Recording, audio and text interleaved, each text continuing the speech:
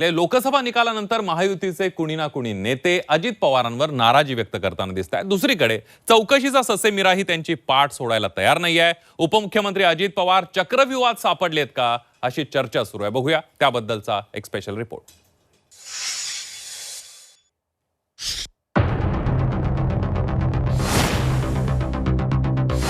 चक्रव्यूहात अडकले अजित पवार।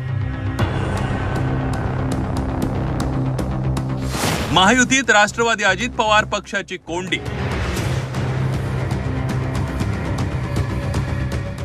चौकशीचा ससेमिरा दादांची पाठ सोडेना। अजित पवार म्हणजे राज्याच्या राजकारणातला दादा माणूस। अजितदादांविरोधात बोलायचं म्हणजे नेते 10 वेळा विचार करायचे। मात्र लोकसभा निकालानंतर परिस्थिती बदलली आहे।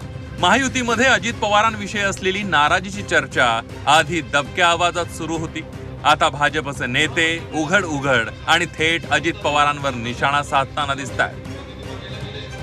राज्यातील लोकसभा पराभवाचं खापर अजितदादांवर फोडायची सुरुवात झाली ती राष्ट्रीय स्वयंसेवक संघाचं मुखपत्र ऑर्गनायझर मधून। त्यानंतर अजित पवारांवर टीका करण्याची जणू स्पर्धाच भाजप आणि शिवसेना शिंदे गटात लागल्याचं पाहायला मिळालं। शिवसेनेच्या वर्धापन दिन सोहळ्यात रामदास कदमांनी अजितदादांवर निशाणा साधला। महाराष्ट्राच्या इतिहासामध्ये आतापर्यंत कुठल्याही मुख्यमंत्र्यांनी असे निर्णय घेतले नाहीत। असे निर्णय तुम्ही घेतलेत, तुम्ही तिघांनी घेतलेत। देवेंद्र फडणवीसांचं देखील अभिनंदन, तुमचंही अभिनंदन। मागून आलेले आपले दादा थोडे दिवस नसते आले तरी चाललं असतं। भाजपचे आमदार सुरेश धस यांनीही लोकसभा पराभवाचं खापर थेट अजित पवार गटावर फोडलं। अजित पवारांना महायुतीतून बाहेर काढा अशी उघड मागणी आमदार राहुल कुल यांच्या उपस्थितीत पुण्यात झालेल्या बैठकीत करण्यात आली। भाजपसोबत गेल्यापासून अजितदादांचा दरारा कमी झाला अशा शब्दात आमदार रोहित पवारांनी त्यांना टोला लगावलाय। तिसरा भेडू आम्ही जे एकत्र घेतला ना त्याचं हे सगळ्यात मोठं कारण आहे पराभवाचं, कारण ते लोकांना आवडलं नाही। अजितदादांना महायुतीतून बाहेर काढा। अन्याय केलाय त्यांनी सुभाष बापूंवर, अन्याय केलाय राहुल दादांवर, अन्याय केलाय योगेश शब्दांवर। अरे मंत्री झाली असती तिघे लोक आपली, महामंडळ मिळलं असतं अनेक लोकांना। अरे नको आपल्याला सत्ता ही पुढची विधानसभेची, पण अजितदादा असेल तर पाहिजे का सत्ता आपल्याला पुणे जिल्ह्यातल्या कार्यकर्त्यांना? आता नेते तर करतच होते, पण भाजपचे साधे कार्यकर्ते सुद्धा अजितदादांच्या विरोधात बोलायला लागले म्हणजे आश्चर्य आहे। त्या दादांच्या समोर नाही तर अजितदादांच्या बद्दल बोलणं हे अनेक लोक टाळत होते, कारण त्यांचा एक वेगळा दरारा होता जे जेव्हा पुरोगामी विचारनेते साहेबांबरोबर होते, पण तो दरारा भाजप बरोबर गेल्यानंतर कमी झालाय।